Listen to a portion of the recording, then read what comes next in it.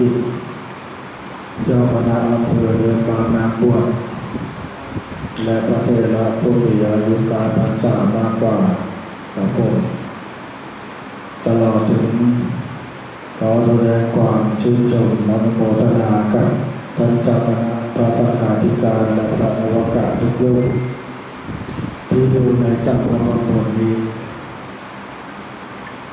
ก็อนุญาตให้ทุกรูปนั่งตามสบายไม่ต้องพนมมือได้นั่งขัดสมาธิได้เหยียดขาได้เว้นไว้แต่ว่าอย่าถึงขั้นกับนอนก็แล้วกันเพราะว่านั่งฟังมันน่าใช้เวลาเป็นครึ่งชั่วโมงพอไปนั่งพักเพียรแล้วก็เกร็งเนี่ยมันจะเมื่อยมันปวดมันกระพาให้ยุบยิบลำคาญใจส่วนท่านที่เป็นพระนวากาศก็เป็นที่รู้กันว่าพึงจะบวชเข้าพรรษานี้เป็นครั้งแรก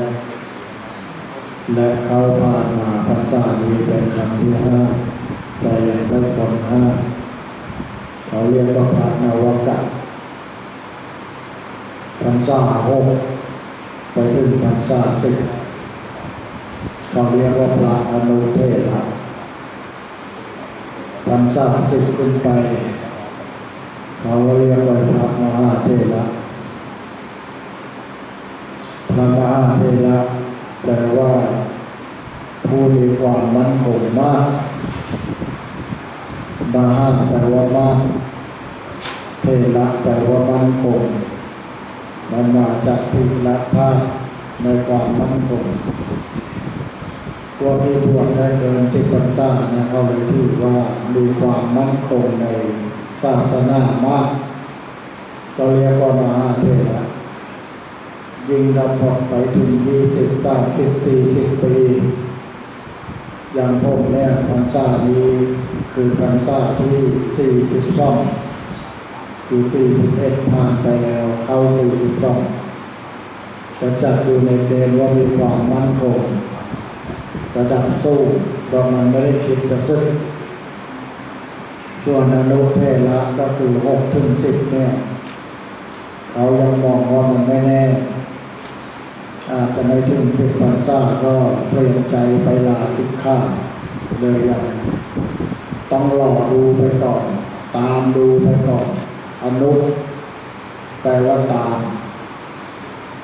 กำลังตามพระเถระไปถ้าพ้น10ก็เป็นพระเถระนี่ส่วนเราซึ่งยังพรรษาไม่พ้น5เขาเรียกว่าพระนวากาศนวากาศมันแบ่งออกเป็น2 คำนวะคำหนึ่ง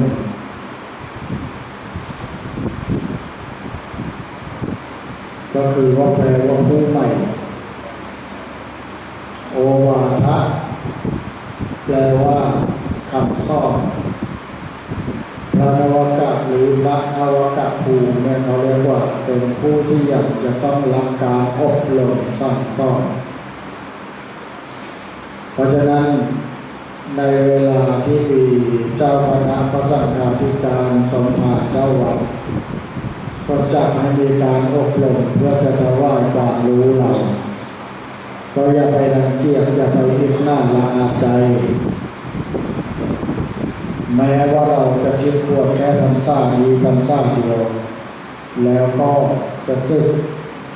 ไม่ได้คิดจะบวชนานอะไรสำหรับพวกบวชใหม่พรรษาเดียวยกมือที่มีเดียวพวกที่เพิ่งจะเข้าพรรษานี้ปฏิว่าประมาณไม่ถึง20 ปีเพราะนั้นก็เป็นพรรษา2ขึ้นไปแม้ว่าในจำนวนที่เราเพิ่งเป็นพระบวชใหม่เพิ่งจะเข้าพรรษานี้แล้วไม่ได้คิดจะอยู่ต่อ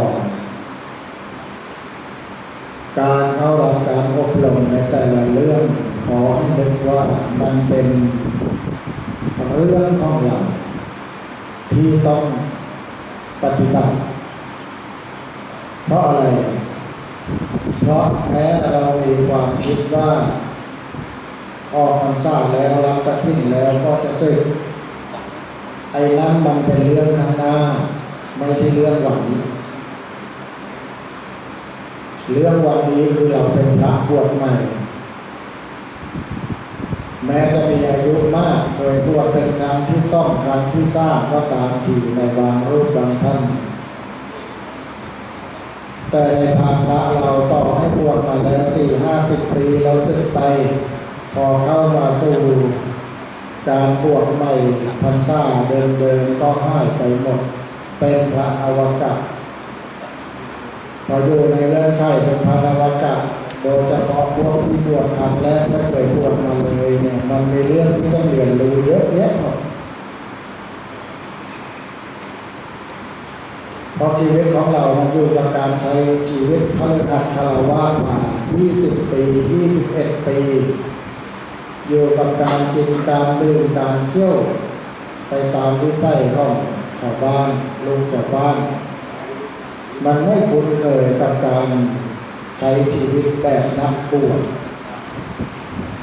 ทีนี้มันจะทำให้มีปัญหา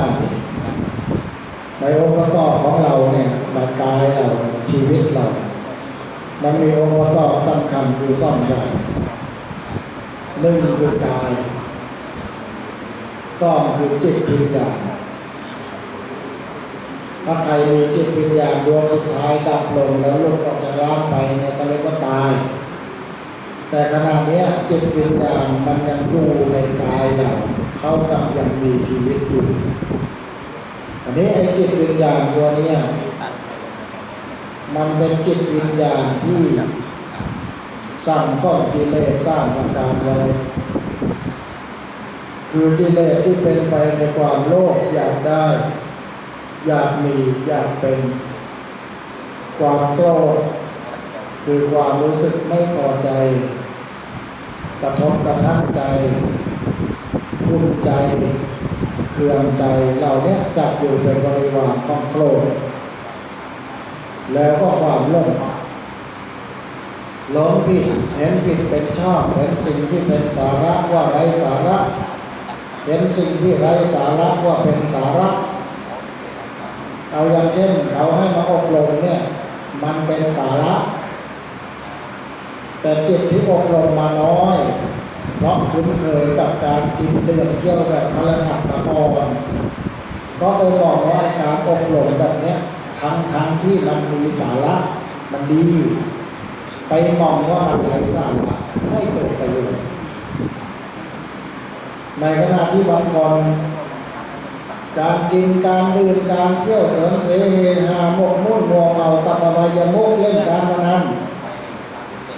มันเป็นเรื่องไร้สาระไม่มีดีเลยกลับไปนึกว่ามันดีทำแล้วมีความสุขภาษาพระพุทธเจ้าบอกภาษาเรจะอาสาระทักษิโนมองเห็นสิ่งที่เป็นสาระว่าไร้สาระอาสาระจะสาระโตยัตวะไปมองเรื่องที่ไร้สาระว่าเป็นสาระนะเพราะฉะนั้นในกาย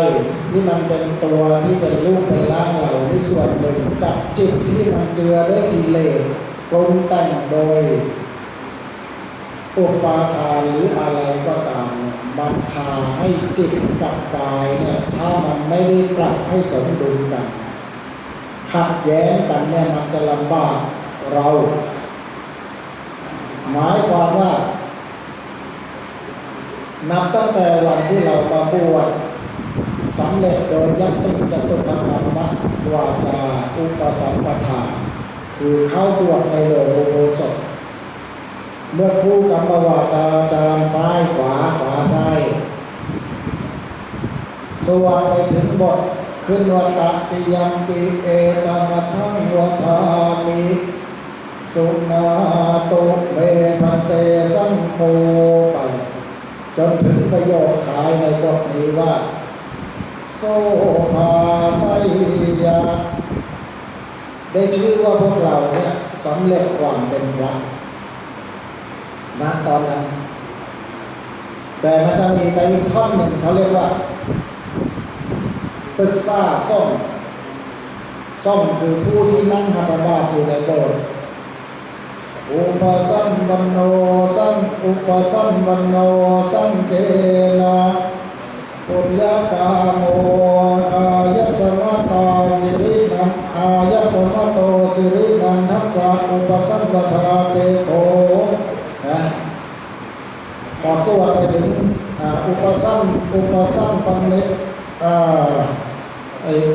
เอวะเมตังทารยามิคือเขาจะถามว่า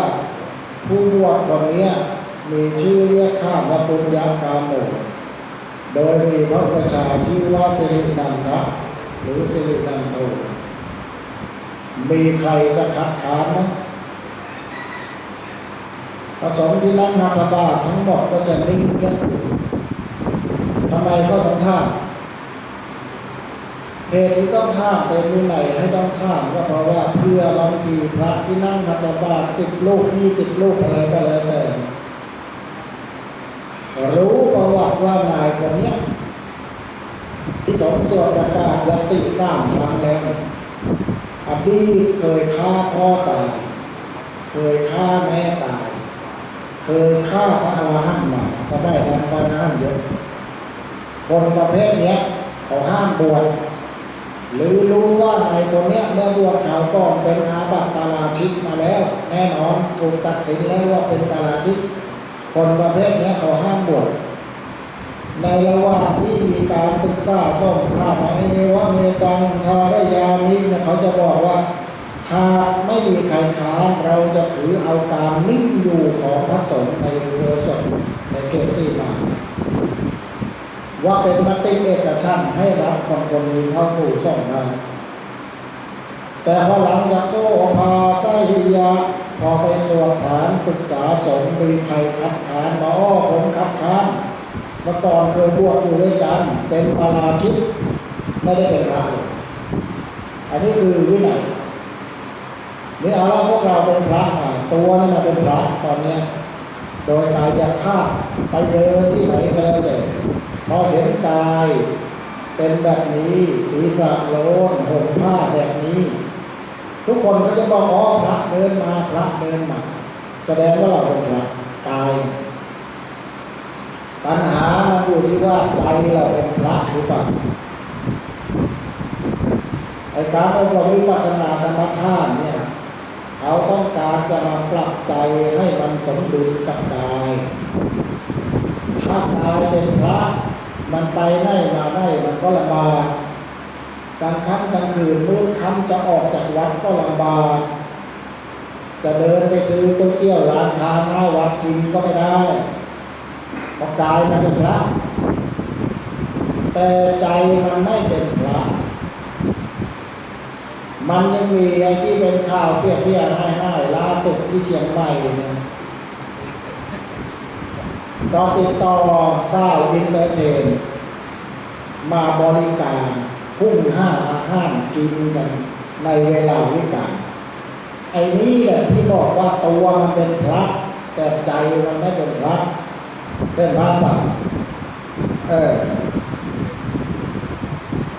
อายุมากชอบทุกทีข่าวเพราะว่าวัดปูตะเภาจะมีลิเก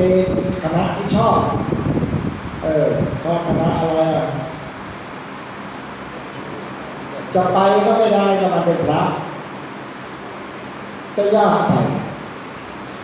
ถ้าอดใจไม่ไหวจริงๆก็ต้องดิ้นรนไป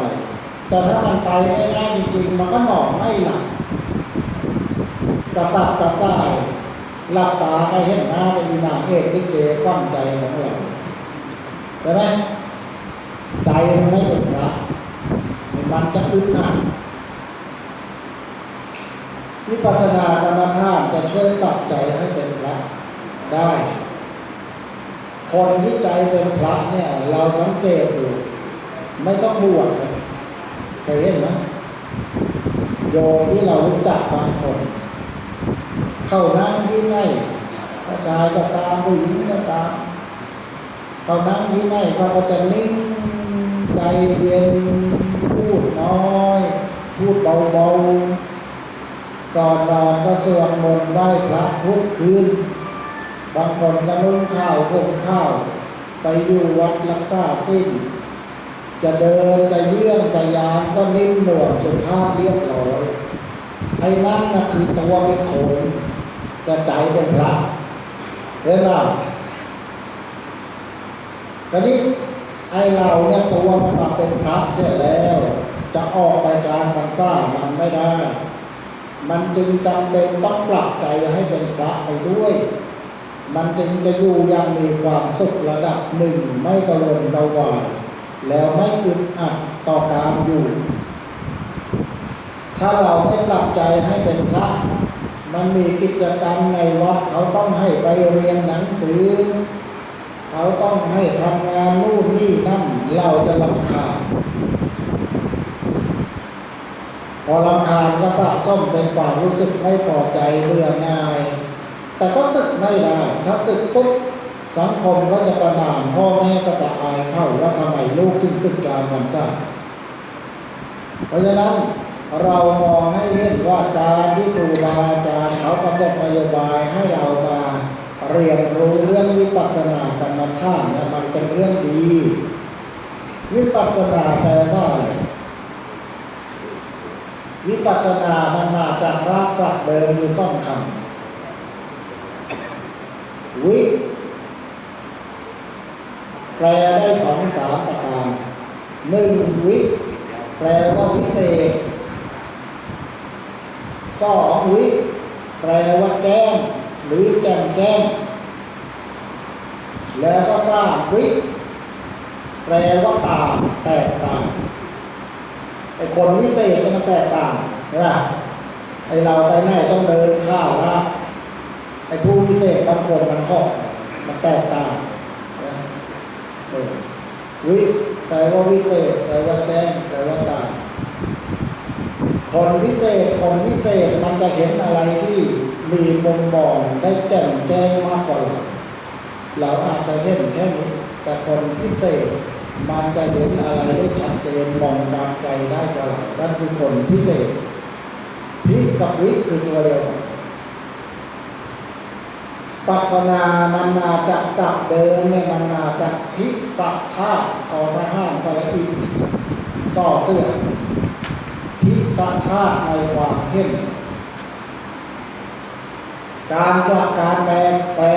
ลี่ยนแปลงศัพท์รากฐานของธาตุเขาแปลงทิสัทเป็นปัจจัยแล้วก็ลงยุคปัจจัยอาการันในอีกที่จากทิสัทไปเป็นปัจจัยลงยุคปัจจัยแปลงยุคเป็นอนะมันจะสำเร็จรูปเป็นปัจจนะอาการันในอีกที่ลิงเป็นปัจจนาเอาวิมาใส่เป็นบทหน้าวิในวัดแจ้งปัจจนะมาจากทิสัทธาในความเห็นวิปัสสนามันจึงแปลตรงตัวว่าเห็นแจ้งเห็นโดยพิเศษเห็นแตกต่างถ้าแปลตามศัพท์วิปัสสนาเห็นแจ้งในเห็นแจ้งในหลักของความจริงถ้าหากว่าเจริญวิปัสสนาไปบ่อยๆจนสติมันแข็งมันจะทำให้เรามีมุมมองที่แตกต่างออกไปในหลายๆเรื่องเข้าใจสัจธรรมความจริงของชีวิตมากขึ้นรู้เท่าทันกิเลสมากขึ้นเมื่อเทียบกับคนที่ไม่ได้เคยสนใจเรียนรู้และปฏิบัติในวิปัสสนาเลยอย่างเช่นพวกเราที่มาเราก็ใช้ชีวิตแบบเขาเลยว่าทำกุศลมากบ้างน้อยบ้างไปอยู่ไปวันหนึ่งแต่เมื่อเทียบกับพระเถระบางรูปพระอาจารย์บางรูปที่เขาเจริญวิปัสสนากรรมฐานจนเป็นผู้ได้ฌานได้สมาบัติเขาก็จะเห็นอะไรในใจตามจากเราถ้าไปถึงขั้นเป็นพระอริยะระดับพระโสดาบันขึ้นไปเขาก็จะถอนกิเลสได้มากขึ้นความโลภความโกรธความหลงมีแต่เบาบาง สำหรับพระโสดาบันบุคคลความโลภความโกรธความหลงยังมีอยู่แต่ถอนสังโยชน์ข้อศีลพัตตปามาสออกไปได้สำหรับพระสกิทาคามีอย่างนี้เป็นต้นต้องไปเรียนนักธรรมกันเองเมื่อเทียบกับปุถุชนอย่างเราที่ไม่เคยเรียนรู้ไม่เคยปฏิบัติในแนววิปัสสนาเลยเนี่ยสภาวะจิตมันจะต่างกันคราวนี้สำหรับพวกเราที่เป็นพระใหม่การมาเรียนรู้ในแนวทางปฏิบัติเรื่องพวกนี้มันดีจริงๆสำหรับเอาไปฝึกจิต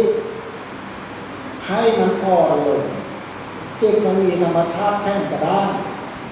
จิตมันมีธรรมชาติไหลลงต่ำหมายความว่าไงโดยปกติจิตของคนเราเนี่ยมันไม่ชอบรับคำแนะนำจากใครบางคนเนี่ยใครสอนอะไรไม่ได้เลยมีอีโก้มีตัวตนสูงคำสอนของครูบาอาจารย์ที่บางทีดีไม่ดีไปเป็นตัวเองรู้มากกว่าไม่อยากฟังจิตมันแข็งกระด้าง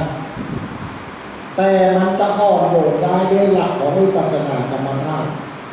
เราต้องเข้าใจตรงนี้เพื่อจะได้รู้สึกว่าอยากเรียนรู้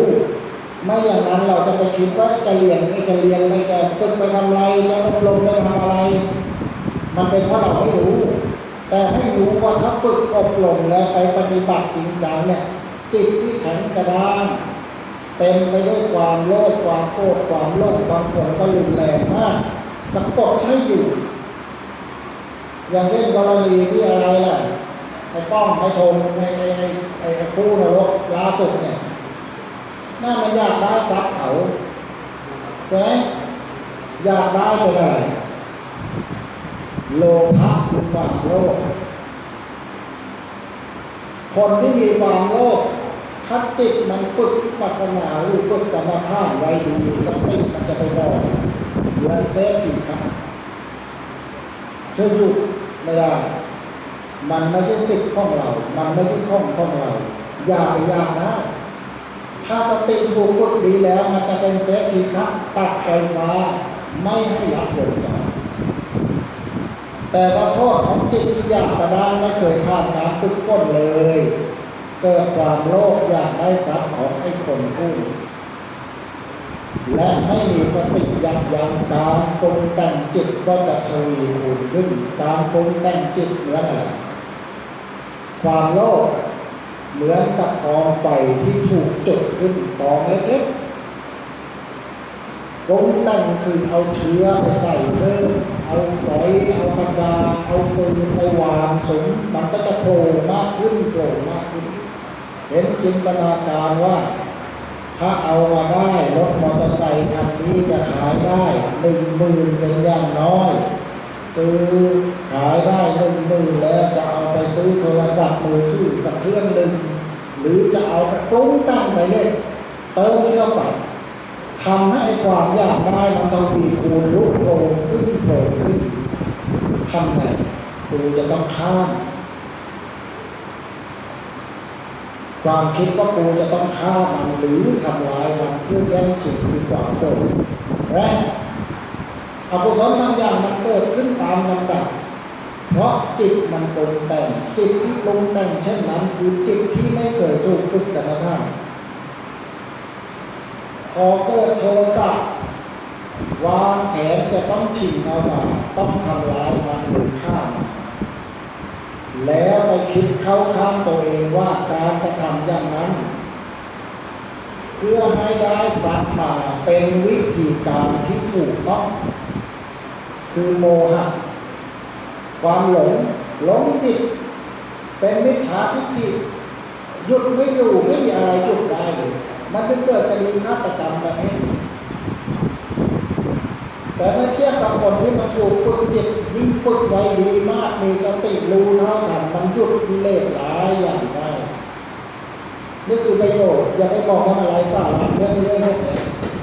ยิ่งถ้าเราเป็นนักบวชอยากจะอยู่ไปนานๆต้องสนใจเรื่องนี้เพื่อให้ ให้เราอยู่ได้อย่างเป็นพระที่มันควรจะกราบไหว้ได้อย่างสมบูรณ์ที่สุดเท่าที่พระผู้ทุชนควรจะมีควรจะเป็นไม่ใช่ว่าพระใหม่บางรูปไปคิดว่าเดี๋ยวเราก็สึกจะทำไปทำอะไรทำไปแล้วก็ช่วยอะไรไม่ได้ซึ่งจริงๆไม่ใช่ธรรมะของพระพุทธเจ้าสามารถปฏิบัติได้ในทุกเพศทุกสภาพให้มันเหมาะสมแม้แต่การสวดมนต์ไหว้พระก่อนนอนหรือมีฝึกสติเนี่ยมันก็ไม่ใช่ในเพศฆราวาสได้ไปทำงานทำการก็ยึดมั่นในคุณธรรมทำแต่อาชีพที่เป็นสัมมาทิฏฐิเกิดความโลภอยากแย่งชิงอะไรก็ดูว่ามันไม่เหมาะสมก็เราดูในกระถางมันใช้ได้หมดอย่าไปนึกว่าธรรมะพุทธเจ้าเนี่ยมันไม่ได้มีประโยชน์มันไม่มีประโยชน์สำหรับคนที่ไม่เคยจะจดจำเอาไปใช้ประโยชน์ที่สำคัญที่สุดคือตอนนี้เราเป็นพระไอ้เรื่องความคิดว่าศึกษาไปก็ไม่เกิดประโยชน์เดี๋ยวเราก็ศึกเนี่ยต้องเอาออกจากสมองไปเลยครับเพราะตอนนี้เราเป็นพระอีก100 วันข้างหน้าหลังกฐินแล้วถึงจะศึกนั้นมันเป็นอีกเรื่องหนึ่งต้องปลุกจิตสำนึกตรงนี้ว่าขณะนี้เราเป็นพระอย่างบางคนตอนก่อนมาบวชก็เกเรแต่ว่าพวกที่มีครอบครัวแล้วมาบวชอายุมากๆหน่อยเนี่ยเกเรเมาทุกวันเนี่ยเมาแค่ทุกวันเลยนะยกมือแล้วขอบคุณมากที่สารภาพมันเรื่องไม่ใช่เรื่องนะเรื่องปกติคนเรามันไม่ดีได้มันก็ดีได้คนเราดีได้มันก็เสียได้เพราะฉะนั้นบางคนเนี่ยตอนบวชมันมีพฤติกรรมที่ไม่ดีเลวแรงเข้าตะวงเล่าเล่นแต่การพนันไอ้นั้นอดีตสำคัญว่าตอนบวชทำอย่างไรต่างหากไม่ใช่ว่าตอนก่อนบวชก็เมาแทบทุกวันกลับเข้าบ้านก็ด่าเมียด่าลูกบ้านก็ลุกเป็นไฟสุดท้ายแล้วเมียไล่ไม่เข้าบ้านลูกยังเตี้ยไม่รู้จะไปไหนทางก็ไปหาหลวงพ่อมาก็ยังไม่ทราบนะบางคนเนี่ยต้องอย่าบัวนะบางทีก็หลวงพ่อไปมึงเมาขนาดนี้มึงจะมาบวชอะไรมันก็น่าจะบวชไม่ได้ท่านยังบวชได้เพราะมันก็บวชได้บางทีก็มาเมายังไม่ง่ายมากวนพระอีกบางคนหลังจากหลวงพ่อเมตตามึงไปอดสักวันหนึ่งเดี๋ยวพรุ่งนี้มึงสร้างมาจะค่อยมาด้วยความที่บ้านก็เข้าไม่ได้ไม่รู้จะไปไหนยอมอดวันหนึ่งเพื่อให้มันหมดฤทธิ์เข้าไปรอหลวงพ่อหลวงพ่อเอามันคงเลิกได้แล้วมั้งวันนี้มาไม่มีกินเหล้าให้บวชฟรีตั้งห้าตะไตบาตะบัดยามให้ฟรีมั้งบวชได้3 วันแน่เลยบางองค์บวชได้3 วันเมาอีกเลยแล้วไม่เอากิจอะไรเลยเช้าเอ็มเป็นนอนบ่ายพักผ่อนกลางคืนจำวัดดึกตื่นมาคัดมาอีกมีชีวิตแต่ละวันเนี่ยเขาไปทำวัดกันกูก็ไม่ไปเขาไปเรียนหนังสือกันกูก็ไม่ไปเขาไปปัดกวาดลานไปดูความสะอาดพื้นที่วัดกูก็ไม่ไปขวางโลกเขาอยู่นั่นแหละไอ้แบบนี้พระพุทธเจ้าเขาเรียกว่าไงรู้ป่ะพระพุทธเจ้าเขาถามทิปาโปสมณะปาโปทิแปลว่าคฤหัสถ์เขาว่าสมณะแปลว่านักบวชปาโปแปลว่าชั่วทิปาโปตอนที่เป็นฆราวาสมึงก็เลยสมณะปาโป บวชมึงก็ยังเลวอีกแล้วมึงจะดีเมื่อไหร่ถ้าท่าแบบลุกทุ่งลุกลุกเพราะคนมันมีต้องเพศสมณะกับเพศฆราวาสใช่ไหมก็ตอนเป็นฆราวาสก็เกเรเลวเอามาบวชเขายังเลวแล้วมันจะดีเมื่อไหร่บวชดีไม่ได้เดี๋ยวก็สึกแล้วก็ไปเลวอีกเลวไปไม่มีทางไปมาขอบวชอีกบางองค์นี่บวชตั้งกันอีกกันช่างประเด็นอย่างที่บอกว่าก่อนบวชเราเป็นอย่างหนึ่งก็แล้วไปอนาคตเราจะสึกมันอีกเรื่องหนึ่งตอนนี้เราเป็นพระอบรมสั่งสอนตัวเองไม่ต้องให้ใครมาสั่งสอนไม่ต้องให้ใครมาบงการดีที่สุดตั้งบริการไว้3 เรื่องภาษาเนี่ยหลวงพ่อสกุลสลิงพระประชาป้องพระธรรมพุทธิมงคลเจ้าว่าพระป่าเลยรูปปัจจุบันเวลาท่านอบรมพระนวกะตั้งแต่บวช41 ปีเขายังจำได้ท่านให้แนวปฏิบัติพวกท่านก็จำเป็นพระโดยเฉพาะพระใหม่พระนวกะ1ต้องสวดมนต์ภาวนาทำวัดเช้าทำวัดเย็นที่วัดมีกติกาอย่างไรจะเป็นพระหนุ่มพระผู้เฒ่าบวชใหม่ไม่เกี่ยวเอาแค่ว่าวัดมีกติกาอย่างไร4 โมงเป็นทำวัดก็3 โมงขึ้นไป3 โมง45ก็ห่มผ้าเดินไปที่เขาทำที่ศาลาหรือเขาทำที่โบสถ์ซ่อนตัวเองจะไม่ได้มันง่ายๆนาฬิกาไม่มีก็ไปก่อตามว่าวันบอกลูกแน่โมงให้ไม่มีนาฬิกาที่กุฏิไปบอกหลวงพ่อลอยครับพอดีผมเลยอยากจะทำวัดเช้าเย็นให้มันตรงเวลานาฬิกาที่กุฏิผมไม่มีครับหลวงพ่อซื้อให้นักเรียนเขาก็ซื้อให้สำคัญแม่งได้ไปแล้วแล้วก็ถ่ายบอกอีกบางองค์ก็มันเกบ่าย2 โมงเล่นนั่งซุ่มมันก็โมง4 โมงตะโกนไม้โมเรื่องจะบ้านนั้นเลยเรื่องลูกบ้านนั้นลูกสาวบ้านนี้เรื่องแฟนเก่าเคยยังนั้นทั้งนี้พาไปลูกไปนี่2 โมง2 ชั่วโมงไม่มีธรรมะลูกจากปากเลย3 โมง 40หัวหน้าไปเคาะระฆังเตรียมทำวัดเย็นนะไม่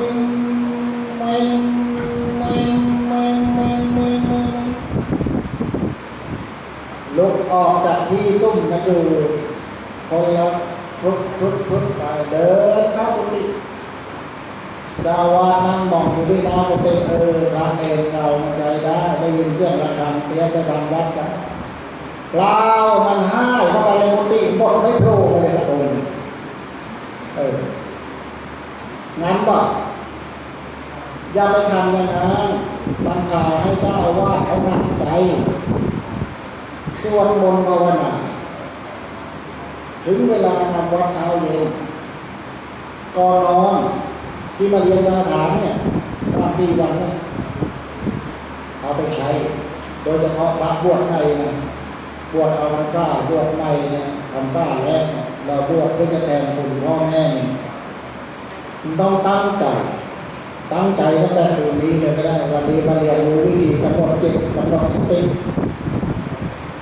ทำอะไรต่ออะไรเรียบร้อยหมดแล้วพอจะนอนก่อนนอนสละเวลาสัก10 นาทีให้เกิน15 นาทีกราบพระอรหันต์สัมมาไปจนถึงสังฆังนามิหลังจากนั้นก็ว่านะโม3 จบนะโมตัสสะภะคะวะโตอะระหะโตสัมมาสัมพุทธัสสะ3 จบสวดอิติปิโส1 จบสำหรับให้พ่อแม่สวดสวากขาโต1 จบสำหรับบูชาคุณครูบาอาจารย์สวดสุปฏิปันโนให้จบ1 จบสำหรับแผ่ให้กับพี่น้องญาติเพื่อนมิตรบริวาร3 จบมันให้ตามกัน อิติปิโสเป็นบทสูงพุทธคุณนะที่พ่อแม่สวากโตมันเป็นเรื่องของพระธรรมคำสอนก็บูชาคุณอุปชาอาจารย์ครูที่เคยสอนหนังสือสุปฏิปันโนก็ให้เพื่อนให้ญาติให้มิตรพี่น้องแล้วหลังจากนั้นเนี่ยท่านนั่งในยาบทที่สบายฝากให้พระใหม่ไปปฏิบัติเอาอายุของโยมพ่อกับโยมแม่รวมกันสมมติว่าใน90แล้วก็นั่งกำหนดจิตพยายามที่จะข่มให้มันนิ่งตามที่ครูบาอาจารย์สอนพอน้อยุบน้อตึงพอน้อยุบน้อสองนับไปเรื่อยจนถึง90เท่าอายุของโยมพ่อกับโยมแม่รวมหรือคนที่ไม่มีพ่อไม่มีแม่พ่อแม่ตายไปหมดแล้วก็เอาอายุตอนที่เขาตายนี่มารวมกันนับลมหายใจไปให้ได้เท่าอายุพ่อกับแม่รวมแล้วหลังจากนั้นก่อนที่จะหยุดทำสมาธิก็อธิษฐานต่อจนนับครบ90หรือจะแถมไป9 ครั้งเป็น99หลังจากนั้นก็นึกอธิษฐานจิตว่าด้วยอานิสงส์ที่ข้าพเจ้าได้สวดมนต์ภาวนารักษาศีลตลอดวันนี้ขอให้กุศลทั้งหมดนั้นเป็นค่าป้อนน้ำนมจากโยมพ่อโยมแม่ขอให้พ่อแม่ปู่ย่าตายายมีความสุขกายสบายใจท่านทั้งหลายที่ละจากโลกนี้ไปแล้วหากมีความทุกข์อยู่ก็ขอให้พ้นจากทุกข์นั้นหากมีความสุขอยู่ก็ขอให้มีความสุขยิ่งขึ้นไปและหลังจากนั้นก็กราบพระอรหันต์กันมาเป็นถึงสังฆนามานี้แล้วก็นอนทำไปอย่างนี้ทุกคืนจนกว่าจะซึ้งสำหรับพระบวชใหม่เลยเพราะไม่อย่างนั้นน่ะเราจะไม่มีบุญอะไรที่มันเกิดความรู้สึกว่ามันเป็นบุญจริงๆให้ลำพังแค่ใช้ชีวิตไปวันๆในภาพของคนห่มพระเรื่องโดยไม่มีเรื่องเหล่านี้เข้ามาเนี่ยมันไม่มีบุญ100%มันอาจจะมีแค่10-20%ลืมสวดมนต์ภาวนาท่องหนังสืออย่าไปลืมว่าให้เราบวชนานไม่จำเป็นต้องท่องหรอกมันใช่ที่ง่ายเราเป็นพระเราต้องดูกับมนต์ท่องหนังสือมันต้องท่องมันไม่ท่องมันไม่ได้เอามาต้มกินก็ไม่ได้เอามานุ่นที่สะหน่อก็ไม่ได้มันต้องท่องพระไม่บางองค์บวชตลอดพรรษาหนึ่งท่องมาหุ้นไม่จบมันคืออะไรไม่เข้าใจพาหุ้นเนี่ยมันจะมีแต่ละท่อนเนี่ยมันก็แค่เปลี่ยนไอ้ต้องบรรทัดแรกของแต่ละท่อนไอ้ต้องบรรทัดละมันเลื่อนกันทุกท่อนตันเตชะตาเพราะว่าตุเตชยมังกลังมันเลื่อนทุกท่อนใช่ไหมสรุปแล้วมันท่องจริงๆมันก็ไม่มากแต่มันท่องกันไม่ได้ตลอดพรรษามันมีเรื่องเดียวมันคิดเกียร์มันเห็นผิดเป็นชอบเป็นผิดเห็นกงจักรเป็นดอกบัวไอ้คำว่าเห็นกงจักรเป็นดอกบัวมาจากอะไรเข้าใจไหมมันคืออะไรมันมีสัตว์นรกมันมีนรกขุมหนึ่งคนที่ทำบาปบางอย่างจะไปตกนรกขุมนี้สัตว์นรกขุมนี้เนี่ยมันจะมีไอ้จักรที่เป็นฟันเฟืองเป็นใบพัดเหมือนใบพัดเรือมุ่นฟันแบบมุ่นพาที่สักอยู่ตลอดเลยเลือดสาดไปจนถึงจุดหนึ่งมันก็ติดมันก็จะดับแล้วก็พุดขึ้นมาใหม่อีกมันก็มีกงจักรพาหัวอยู่อีกคราวนี้ไอ้สัตว์นรกขุมนี้ตัวอื่นๆที่มันฟื้นขึ้นมาใหม่มันอาจจะอยู่กันเป็นหมื่นเป็นแสนไอ้ตัวที่ติดมันดับพอไอ้ถูกพัดไปจนกระทั่งติดดับแล้วก็ตายพอพุดขึ้นมาใหม่ยังไม่มีไอ้จักรที่พักหัวนี่มองเห็นว่าไอ้พวกมันไม่ได้ระบอกดอกบัวกระเทินช่วยไอ้ใบพัดจักรที่พันฟันหัวฟันที่สักนี่มองเห็นเป็นดอกบัวสวยงามที่มาเดินข้อดอกบัวดอกนี้ข้อไอ้นั่นมันก็ถูกพาไป มันเจ็บปวดจะตายว่ามีร่วงมาข้อก็โยมให้พอไปกระเทือนหัวปุ๊บเป็นไฟจับครับไอ้พวกนี้เขาเรียกว่าเห็นผิดเป็นชอบไปมองว่าเรื่องการชวนบนไหว้พระในเรื่องท่องหนังสือในเรื่องไม่จำเป็นเราบวชไม่นานเดี๋ยวก็สึกเลยอย่าไปคิดเล็กน้อยก็ต้องท่องโดยเฉพาะจะบวชอาบันซ่าเยอะลูกนิมนต์ไปตามงานตามบ้านเนี่ยไม่อายเขาเลยถามหน่อยพระใหม่ที่บวชมาเลยตั้งเดือนก่อนอาบันซ่าไปนั่งที่ไหนก็นั่งเป็นพระคอฮะผมนะแล้วโยมทั้งบ้านคนที่มาทำบุญมันก็เป็นจริงโยมเนี่ยตั้งแต่เจ้าอาวาสรองเจ้าอาวาสพระเก่ามา8 องค์สวดได้ทุกองค์ไม่เป็นหม่องใน8 องค์ให้เราเป็นพระบวชใหม่สวดไม่ได้นั่งก้มหน้าเขาเลือกตามันตกตาโยมทุกทีมองได้เราที่สวดไม่ได้สิเราไม่อายเลยเอาหน้าไปค่ายได้มาทีละ100คุ้มเลยถ้าค่ายได้ทีละ10,000มันก็น่าไปค่ายสมัยก่อนนี่พอไปตรวจคนตามบ้านกลับมานี่ก็ตรวจบทไหนไม่ได้โอ้โหมันไม่ติดกลับมาซึ่งมีว่างก็เป็นคว้าหนังสือบนพิธีมาทีเงียบต้องเดี๋ยวนี้กูต่อให้ติดงาน100 งานกลับมาถึงฉีด2 ปึ๊บดึงแดงใส่กระเป๋าไปนอนเล่นตัวสับต่อแชทไลน์คิดถึงหลวงพี่เปล่าหลวงพี่ไปสวดมนต์มาคิดถึงแต่ตู้ใช่ไหมพระพวกนี้เป็นอย่างนั้นเราไม่นึกถึงหรอกว่าโยมผู้เฒ่าผู้แก่หัวงอกหัวข้าวอายุ70 80มากราบไหว้เราทางที่เราในรุ่นล่างเขามีอะไรเขากราบอะไรเขากราบเราเขาได้บุญเพราะเขากราบเราแต่เราซึ่งเป็นลูกเป็นล่ามีแต่กายที่เลื่อนพระแต่คุณสมบัติของพระเนี่ยแท้หน้าไม่ได้ไม่สวดมนต์ภาวนาไม่ศึกษาพระธรรมวินัยไม่เข้าใจวัฒนาวัดวาอารามเจ็บมีแต่กิเลสจ้องไปจะไปงานนิมนต์พอเดินไปดูนะที่เจ้าว่าทางวัดเขาก็เขียนคำไว้นี่วันที่5 เมษายนท่านเช้า9 ลูกวันที่7 เมษายนเพล5 ลูกเดินไปเกลีทีนี้ก็ไปนั่งหลุมว่ากูจะติด1 ใน 9 ป่ะกูจะติด1 ใน 5 ป่ะวันมีแค่นี้พอไปเจอเจ้าว่าเขาลงโทษแต่โทษก็เขาทำวัดเขาเรียนแล้วไม่ไป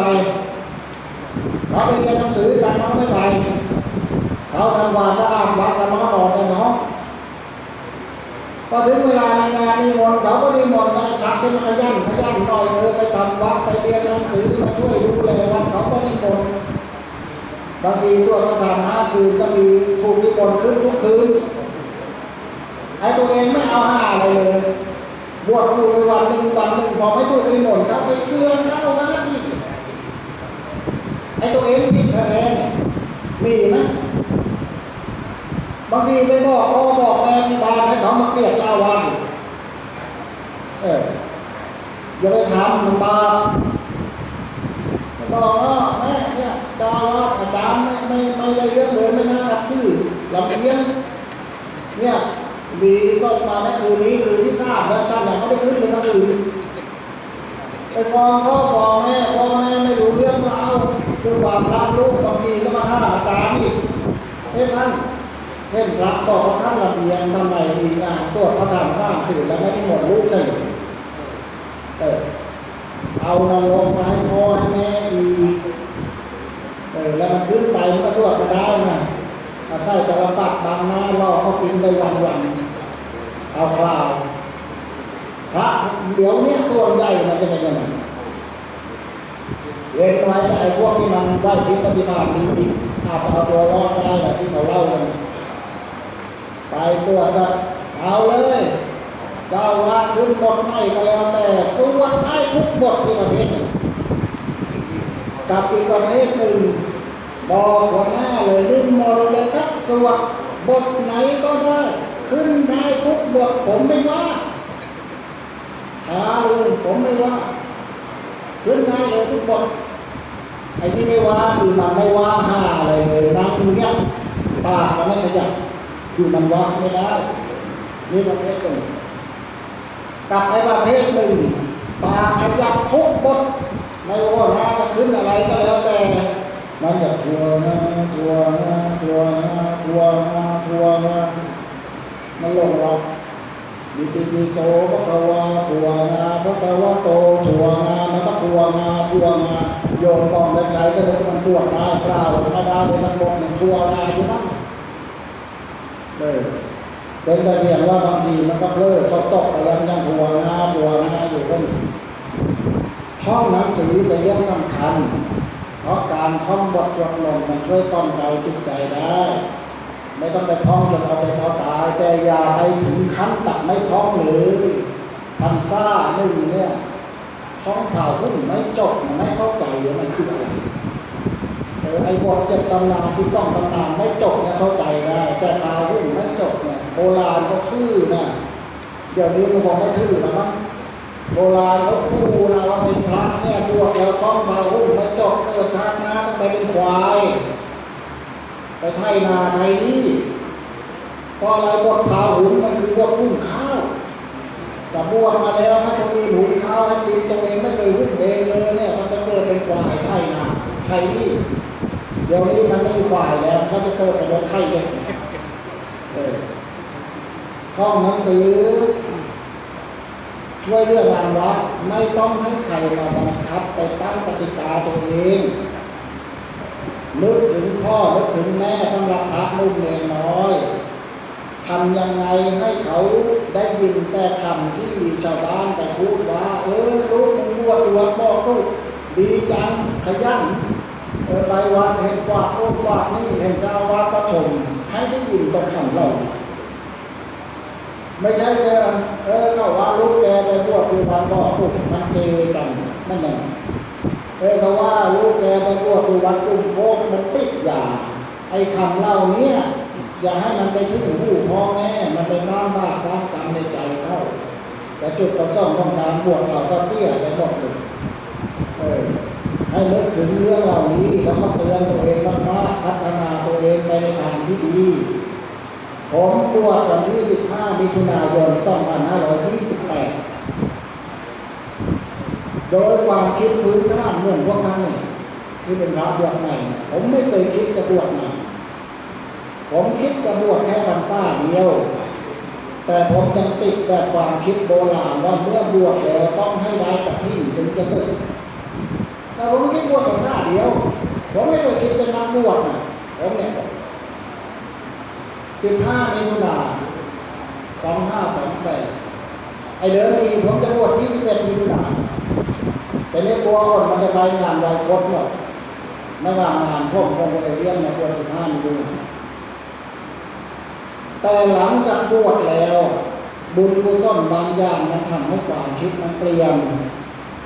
เรียนเรื่อยมาอะไรเรื่อยมาแล้วก็พัฒนาตัวเอง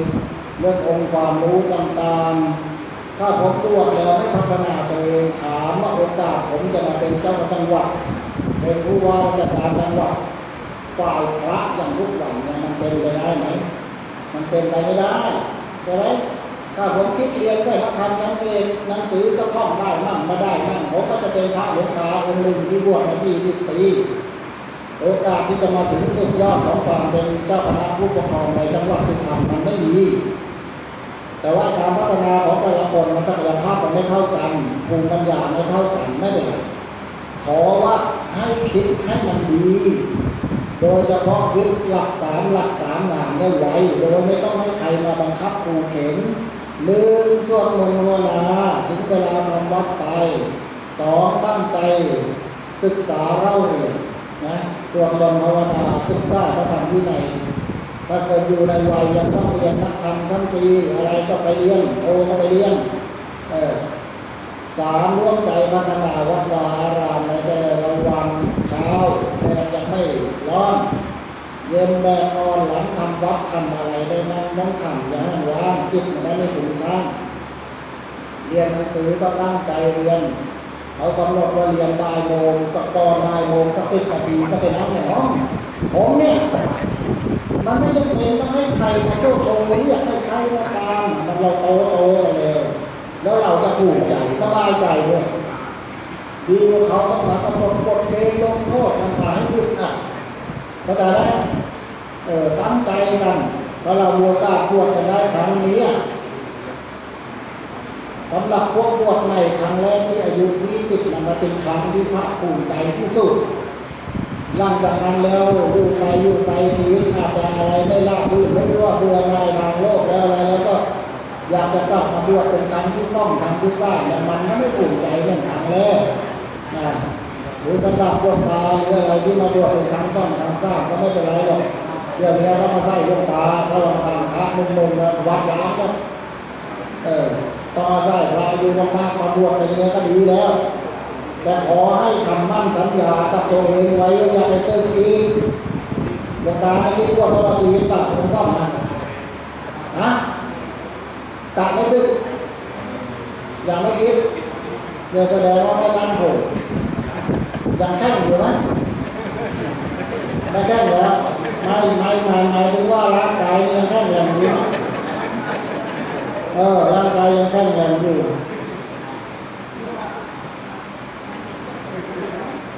อย่าไปซึกมันก็ไปให้ไม่ได้หรอกเมื่อต้องเดือนก่อนนะมีหลวงตาที่วัดผมอยู่องค์นึงบวช11 พรรษา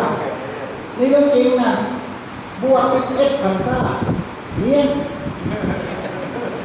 ซึกไปได้เดือนกว่าซ่อมสารกลับมาบวชต้องไปน้ำต่อท้ายนะเนี่ยเมื่อเดือนที่แล้วนี่ซึกไปแล้วก็พร้อมกับคนดองดีๆเป็นคนนึงใส่บาตรประจำใส่ทุกวันตาโนตาสายตากระจกมองกันไปมองกันมาซึกนั่น11 พรรษาไปได้เดือนกว่ากลับมาหน้าไปเล่นอาจารย์นะถ้าผมจะข้อบวชอีกจะว่าไงเลยให้ไปท้องข้ามน้ำ3 วันได้ท้องข้ามน้ำคนที่เราบอกจะท้องข้ามน้ำจะต้อง3 วันมาบวชนะไปนั่งถ่ายจาก11 พรรษาไปนั่งถ่ายดีวันที่บวชคนท่ามนะแล้วมันยังไงตอนที่จะมาบวชคือผู้หญิงคนนี้เขามีผัวอยู่แล้วก็ยังมีทะเบียนสมรสกันอยู่ยังไม่ได้หย่าและลูกของผู้หญิงเนี่ยไม่ประสงค์จะให้แม่มีผัวใหม่ไม่ได้สัมภาษณ์ว่าดีซึกไปเนี่ยไม่ได้สัมภาษณ์ว่าดีพอไปแล้วจึงได้รู้ว่าลูกไม่ยอมให้แม่มีผัวใหม่2ผัวเก่ายังมีทะเบียนสมรสอยู่ยังไม่ได้หย่าต้องถอยกลับแล้วผมก็ถามว่าที่ท่านเมื่อกี้เนี่ยได้มากี่ทีก็หลายครั้งครับอยู่ตาข้างหน้าเนี่ยไม่ต้องแล้วพอแล้วมันได้เท่านั้นแหละซึกไปก็ไปได้ไม่ถึงคืนเชื่อผมเลยถึงคืนไหมตาที่เนี่ยแถวก้างองค์ก้อนนะแล้วนะองค์ก้อนเล็กที่ผิวเข้าทักซึกแล้วเราไปได้ถึงคืนไหมไม่ถึง5 นิ้วได้ไหมได้พอแสดงไม่ธรรมดามาถึง9เราไม่ได้เกิน5 นิ้วใช่ไหม9เอาไปวัดเนี่ยแต่ถึงที่สุดก็ไม่เกิน2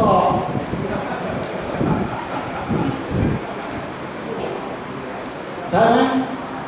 ต่อให้ไปได้ไกลแค่ไหนรับหอผมดูออกให้เกิน2ไปได้แค่นั้น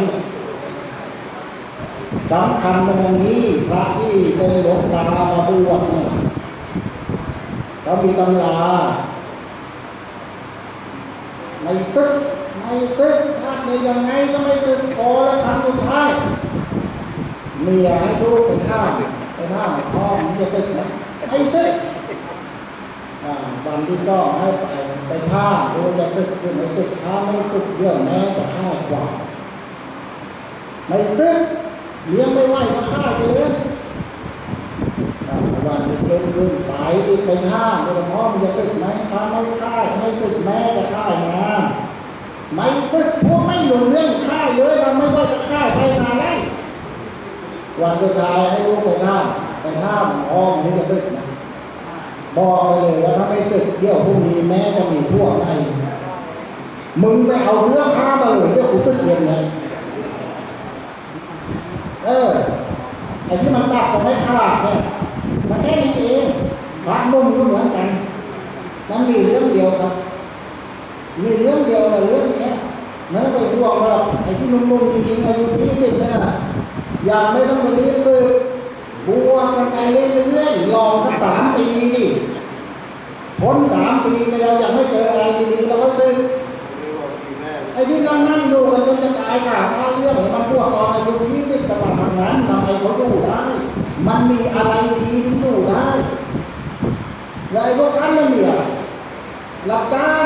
วันละ900ไปหิ้วปูนไปแบกเล่นชั้น4 ชั้น 5แดกเป็นเล่นฝนตกก็ลงมาไม่ได้ยังไม่หมดเวลางานได้ก็เงินวันละ300ใช่ป่ะแล้วแค่เงินเดือนยังไม่ได้ออกเลยผู้ยิ่งมาต่ออะไรล่วงหน้าแต่แล้วเงินเดือนออกไปไหนนี่นะนี่ซึกกันตัวเองเอาตัวไม่รอดซึกไปเรียนรู้ชาวบ้านอยู่อย่างนี้นะทำตัวให้มันดีๆหน่อยนะภาษาคนหน้าเขาว่าเป็นเจ้าวาดเนี่ยระหว่างยังไม่ได้เป็นเจ้าวาดสวดมนต์ให้มันเก่งๆทุกนิมนต์ทุกเหล่าผู้บวชไม่ว่าจะมาทำชั่วตามบ้านถึงเวลามีรถมาจอดข้างกุฏินิมนต์หลวงพี่ไปถึงก็รองเท้าเรียงให้ไปนั่งสวดก็เท้ามาเต็มแม่กินเสร็จช้อนก็ไม่ต้องล้างมีคนมาไปล้างให้ก่อนกลับให้ตังค์อีกเนี่ยคิดได้ท่านอาชีพไหนที่มันสบายอย่างนี้บ้านไม่ต้องเช่าข้าวไม่ต้องซื้อมีเงินให้ใครมันจะเชื่อไปหน้าดำน้ำเพี้ยนกันเชื่อผมในลองดูแล้วได้อีกถ้ามันไม่เจออะไรดีๆจะสึกก็ไม่ว่ากันลองดูไปก่อนไม่ต้องไปห่วงมันหรอก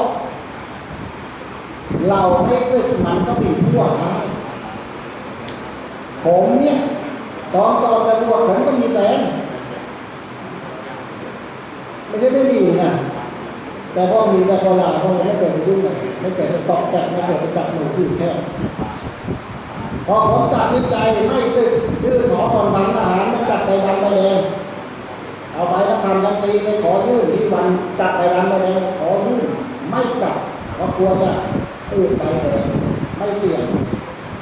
พอข่าวว่าผมยื่นใบผ่อนผันทหารวันหนึ่งแฟนแล้วก็มาท่าตกลงไม่สึกแน่เลยผมก็บอกว่าณเวลาเนี้ยไม่สึกพรรษาที่4ผมบวชในพรรษาที่4มากับแม่มันต้องผมรถมาจอดข้างกุฏิมาในมนต์พ่มไปสวดพ่องานแต่งไม่เห็นมันหล่อเลยคือผมไม่สึกมันก็มีผัวใหม่เพราะฉะนั้นไม่ต้องไปห่วงเขาห่วงตัวเองนี่มีปัญญาอะไรไปเลี้ยงเขาไม่ต้องไปคิดไปห่วงว่าเดี๋ยวเราไม่สึกไปเดี๋ยวมันจะหาผัวไม่ได้ไม่ต้องคิดเลยแล้วก็ไอ้ตอนที่มันคุยกับเราดูเนี่ยมันก็คุยกับคนอื่นด้วยเรามันแค่ตัวเลี้ยงบางอย่างมันมองนะมันเห็นแล้วก็ยั้งตัวเองแล้วไอ้ห่วงบวชได้ดีที่สุดจะได้เป็นเจ้าคณะอะไรหรือไม่ต้อง กลัวไม่ต้องไปสนใจแค่ว่าทำในแต่ละวันให้มันดีไปสั่งซ่อมดีไปเรื่อยๆไอ้เรื่องอะไรที่มันจะมาทีหลังเองคิดประคองใจให้มันอยู่อย่างเดียวซึ่งกันแป๊บเดียวนะออกพรรษาแล้วลองทบทวนกันนะจำคำผมออกพรรษาแล้วลองทบทวนซึ่งมันแป๊บเดียวคลานเข้ามาหาหลวงพ่อนะโมสามจบสิกขังปัจจขามิทิฏฐิติมังทาเลขะทุติยัมปิตาปิยัมปิขอท่านจงจำไว้ว่าข้าพเจ้าเป็นคฤหัสถ์มาแบบนี้2 นาทีตึ๊กมันง่ายแต่คิดดูกันสู้ไว้ให้ถึงที่สุดตามเป้าตามเป้าบวชอยู่วัดนี้วัดบางปะทุ่งเนี่ยเจ้าว่าเป็นเจ้าตำบลเป็นเจ้าว่าเป็นเจ้าตำบลเราจะต้องตั้งหลักให้ดีสวดมนต์ให้เก่งฝึกเทศเดี๋ยวเพื่อเจ้าว่าไปลงตายมาไหนกูจะเป็นเจ้าว่าแทนจะเป็นเจ้าตำบลแทนเขาเรียกมันต้องตั้งถูกแล้วมีโอกาสเป็นไปได้แต่เดี๋ยวนี้วัดมันน่ารักเป็นเจ้าว่าไปยากเย็นแสนเข็ญพวกท่านไม่มีโอกาสเป็นเจ้าว่าอะไรลงเต็มลงตาจะมาบวชที่ล่ำมันจะฆ่านาฆ่าไล่จะมีพวกใหม่ตายต่อยไปเลยนะชีวิตนี้ให้กับตาของหน้าจะตายขาผ้าเลื่อนเท่านั้นตั้งเอาไว้ก่อนคืนนี้ไปจุดทูบน้ำอาวุธในเราตาเอาไหมดวงตาเอาที่ก้อนนะที่ก้อนเมาเคยเมาแล้วก้อนนะคืนนี้ไปปักทูบน้ำอาวุธข้าพระพุทธเจ้าขอตั้งสัตย์ปฏิญาณว่าในการบวชครั้งนี้จะเป็นครั้งสุดท้ายในชีวิตจะไม่ขอลาสิกขาออกไปพบกับเพศฆราวาสอีกต่อไปจะบำเพ็ญอยู่ในสมณธรรมแม้เลือดเนื้อจะแห้งเหือดไปเหลือแต่หนังหุ้มกระดูกก็จะไม่ละจากสมณเพศนี้เด็ดขาดเอาไหมจำไปวันอะไรเนี่ยวัดถามเองหลวงพี่วัดกาเองคอยรู้พฤติกรรมด้วยนะพวกเด็กบ้านเขา